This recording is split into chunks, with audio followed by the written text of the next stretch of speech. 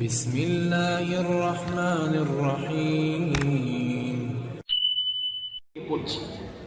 জি, আজ পাড়ায় পাড়ায়, গ্রামে গ্রামে একটু খবর নিয়ে দেখেন যে কিভাবে পরক্রিয়াতে মানুষ লিপ্ত আছে,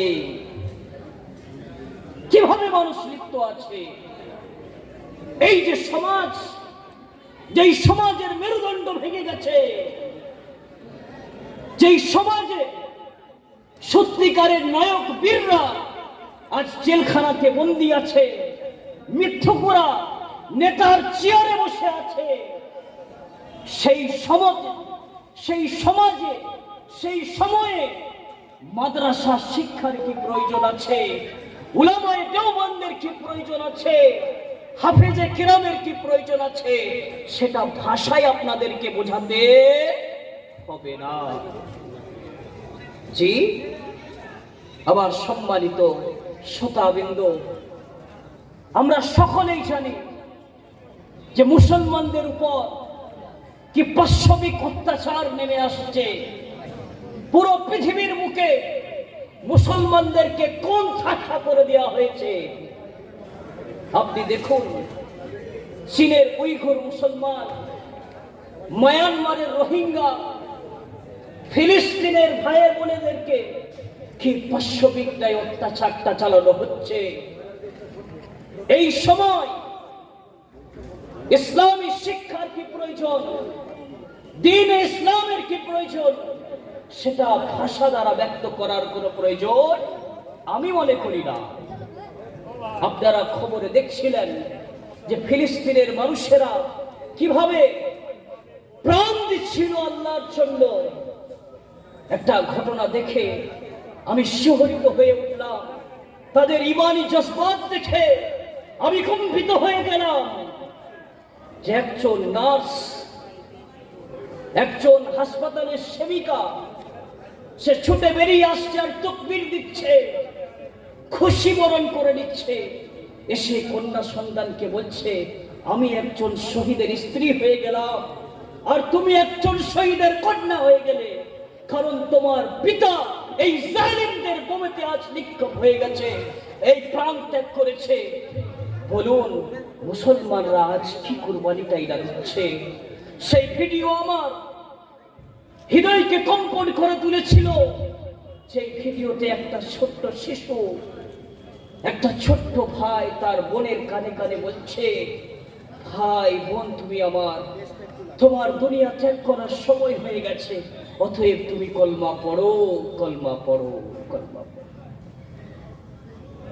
আমার ভাইয়েরা, আমরা একটু এই ভারতকে নিয়ে ভেবে দেখি।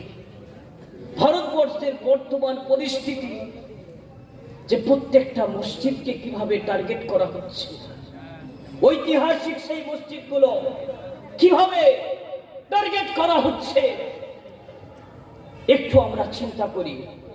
বাবরি মসজিদ হাতিয়ে নিল, জ্ঞানবাপীর উপর মামলা চলছে। মালদার বর্তমানে আদিনা মসজিদ, তাতে ঠাকুরের নকশা করে দিয়ে বলছে এই মসজিদটা আমাদের, এটা আমাদের। এইভাবে একদিন আমাদের কাছ থেকে দিনের দিন ছিনিয়ে নিতে থাকছে। এখন আমাদের করণীয় কি? করণীয় হলো একটাই, আমাদের ঈমানগুলোকে মজবুত করতে হবে। মুয়াজ্জিনের আযান শুনলে সমস্ত অহংকারকে পরিত্যাগ করে আল্লাহ তাআলার দরবারে নিজের সম্মানিত অঙ্গ মস্তককে আল্লাহর পদতলে নিয়োজিত করতে হবে। তবেই আমরা এই সমস্ত জুলুম অত্যাচার থেকে নাজাত পাবো, নচেত আমরা নাজাত পাবো না। সম্মানিত শ্রোতাবৃন্দ, ঊনবিংশ শতাব্দীতে মুসলমান নিধনের একটা প্রতিযোগিতা লেগেছিল। রাশিয়া একটা পরাশক্তি, আমেরিকা একটা পরাশক্তি, এরা মুসলমানদেরকে পৃথিবীর মুখ থেকে বিলীন করে দিতে চেয়েছিল। এরা চেয়েছিল পৃথিবীর মুখ থেকে মুসলমানদেরকে বিলীন করে দিতে। ধরে ধরে মুসলমান নিধন শুরু হলো, মুসলমান মারা শুরু হলো। কিন্তু ওরা দেখলো যে এইভাবে পৃথিবীর বুক থেকে কোনোদিন মুসলমানদেরকে উচ্ছেদ করা যাবে না।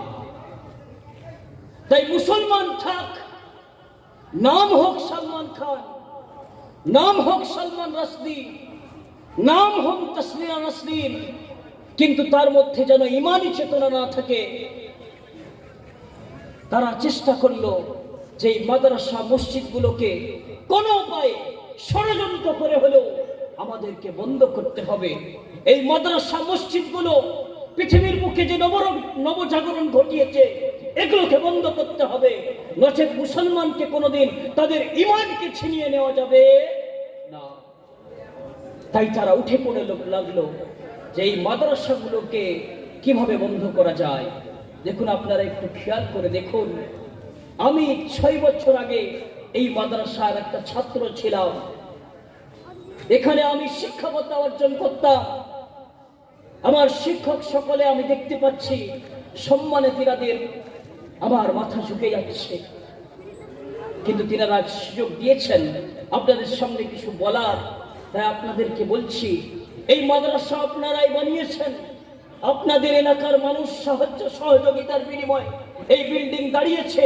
আর আপনারা যদি প্রতিজ্ঞাবদ্ধ হন তাহলে কিয়ামত পর্যন্ত এই বিল্ডিং দাঁড়িয়ে থাকবে ইনশাআল্লাহ। ইনশাআল্লাহ আপনাদের সাহায্য সহযোগিতার বিনিময়ে এই মাদ্রাসা দাঁড়িয়েছে। আমি সেই সুদূর কৃষ্ণপুর থেকে এসে আপনাদের মাদ্রাসায় শিক্ষা অর্জন করেছিলাম। আজ আল্লাহ আমাকে আপনাদের সামনে কিছু বলার তৌফিক দিয়েছেন। আপনাদেরকে জানাচ্ছি যে কিভাবে ঈমানি চেতনা জাগাবেন, কিভাবে হাদিসের প্রতি মহব্বত জাগাবেন, কিভাবে কোরআনের প্রতি মহব্বত জাগাবেন।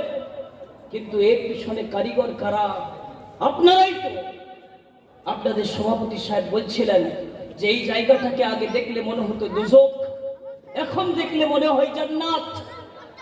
এর পিছনে কারা আছে? আপনারাই তো আছেন, আপনারাই তো বানিয়েছেন। আপনারা যদি প্রতিজ্ঞাবদ্ধ হন তাহলে কিয়ামত পর্যন্ত কোন পরশক্তি একটা ইটের দানা খুলে নিয়ে যেতে পারবে না ইনশাআল্লাহ। নারায়ে তাকবীর, নারায়ে তাকবীর। পৃথিবীতে যত শক্তি মাথা চাড়া দেখ, যদি মুসলমানদের ঈমানি চেতনা জাগ্রত হয়ে যায়, মুসলমানরা যদি প্রতিজ্ঞাবদ্ধ নিয়ে নেয় যে আমরা যতদিন জীবিত আছি, আমাদের শরীরে যতদিন এক বিন্দু রক্ত আছে, আমরা মাদ্রাসার একটা বালিকোনাকে কাউকে নিয়ে যেতে দেব না, মসজিদের একটা বালিকোনাকে কাউকে নিয়ে যেতে দেব না। ইনশাআল্লাহ দুনিয়ার কোন শক্তি একটা বালিকোনাকে এখান থেকে নিয়ে যেতে পারবে না। জি,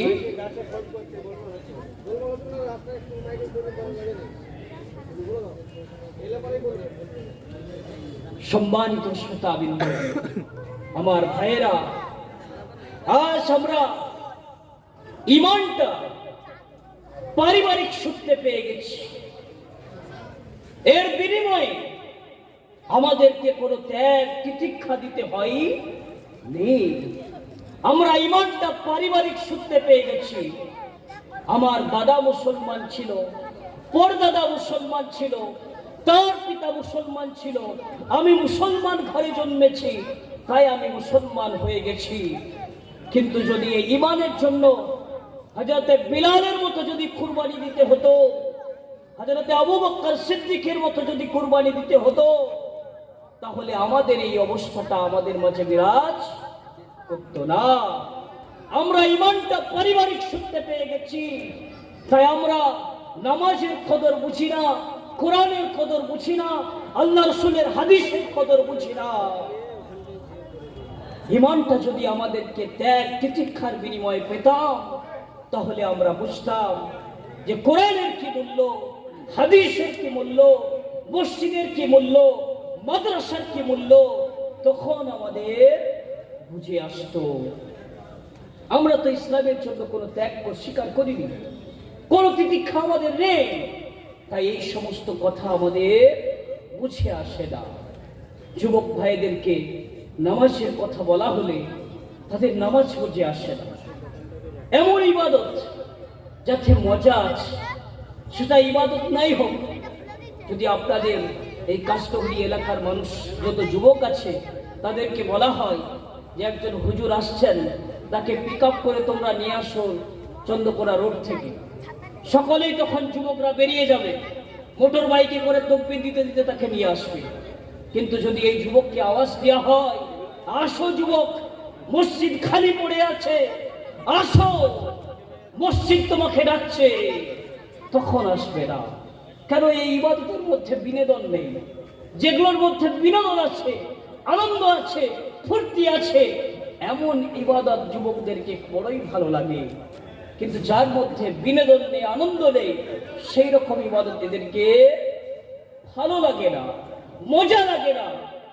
সম্মানিত শ্রোতাবৃন্দ, আমাদেররা দুনিয়াতে এসেছি আল্লাহ তাআলাকে সন্তুষ্টি করার জন্য, আল্লাহ রসুলকে সন্তুষ্টি করার জন্য। আল্লাহ রসুল সাল্লাল্লাহু আলাইহি ওয়াসাল্লাম তিনি জীবনে অনেক ত্যাগ তিতিক্ষার বিনিময়ে ইসলামকে আমাদের মাঝে পৌঁছেছেন। সাহাবায়ে কেরামরা অনেক ত্যাগ তিতিক্ষার বিনিময়ে আমাদের মাঝে ইসলামকে পৌঁছিয়েছেন। তাই আমাদেরকে এই ইসলামের কদর করতে হবে, ইসলামের মান বুঝতে হবে। ইসলামটা কোনো ছেলে খেলার জিনিস নয়, ইসলামটা ছেলে খেলার জিনিস নয়। এই যে সামনে 25 তারিখ আসছে, রবিবার, দিবাগত রাত্রি শবে বরাত হবে। অনেক মানুষকে দেখবেন যে তারা হালুয়া পোলাওয়া করছে, মোমবাতি জ্বালাচ্ছে, বাজি ফুটাচ্ছে, এই সমস্ত করে তারা এই রাতটাকে উপযাপন করছে। কিন্তু এই রাতটাকে এইভাবে উপযাপন করার হক নেই। আসল জিনিসটা জানতে পারবেন কিভাবে? মাদ্রাসায় আসতে হবে, আলেম ওলামাদের সম্মত হতে হবে, তবেই আসল জিনিসটা জানতে পারবেন যে শবে বরাতটা কিভাবে পালিত করবেন। শবে বরাতটা পালিত করার রজনী, কিন্তু সেটা ইবাদত হতে হবে। কবরস্থান আল্লাহ রাসূল সাল্লাল্লাহু আলাইহি ওয়াসাল্লাম জিয়ারত করেছিলেন, কিন্তু একা যে করেছিলেন। আপনারা দেখবেন যে দলবদ্ধভাবে মানুষ যে রাত্রেবেলা কবর জিয়ারত করছে, এগুলো শরীয়ত সম্মত কাজ নয়।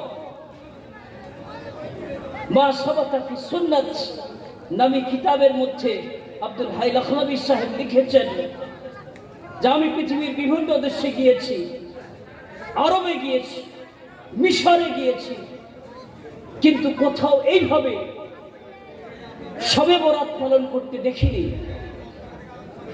সেখানকার মানুষ শবে বরাতের দিন, শবে বরাতের রাত্রিতে ইবাদত করে, আর ভারত, পাকিস্তান, বাংলাদেশের মানুষ শবে বরাতের রাত্রিতে বোম ফাটায়, মোমবাতি জ্বালায়। বুঝে তার কারণ হলো এরা 14 পিঢ়ি, কেউ 7 পিঢ়ি, কেউ 5 পিঢ়ি আগে হিন্দু ছিল। এরা দীপাবলি করত, দীপাবলি রাত্রে বোম ফাটাতো, মোমবাতি জ্বালাতো। তাই এদের ডিএনএ তে রয়ে গেছে সেই সমস্ত জিনিসগুলো, এদের বংশধরদের সেই তরিকাগুলোকে এরা এখন ছাড়তে পারেনি। তাই এরাও কি করে সেই সমস্ত কাজকর্ম কলাপ করে থাকে, কিন্তু এইভাবে পালিত করার জিনিস নয়। সম্মানিত শ্রোতাবৃন্দরা, আপনাদের কাছে আমার অনুরোধ, মাদ্রাসাকে ভালোবাসুন, আলেম ওলামাকে ভালোবাসুন, কোরআনকে ভালোবাসুন, মাদ্রাসাকে সাহায্য সহযোগিতা করুন। মাদ্রাসায় আসছেন, এই মাদ্রাসার মহব্বত দিলের মধ্যে স্থাপন করুন এবং একটা শিক্ষা নিয়ে যান যে কিয়ামত পর্যন্ত এই মাদ্রাসাগুলোকে আমরা জারি সারি রাখবো। দুনিয়ার যত বড় শক্তি আসুক না কেন, কেউ একটা দানা এর নিয়ে যেতে পারবে না। এই নিয়তটা মনের মধ্যে পুক্তা করে নিয়ে আজকে আপনারা যদি যেতে পারেন, তবে আপনারা সাফল্য হতে পারবেন। এই মাদ্রাসার প্রতি মহব্বত, উলামাদের প্রতি মহব্বত আপনাদের জন্য আখিরাতের নাজাতের জরিয়া হবে, আমি এটা আশা করি। এই বলে আমি আমার সংক্ষিপ্ত বক্তব্য শেষ করছি। ওয়া আখির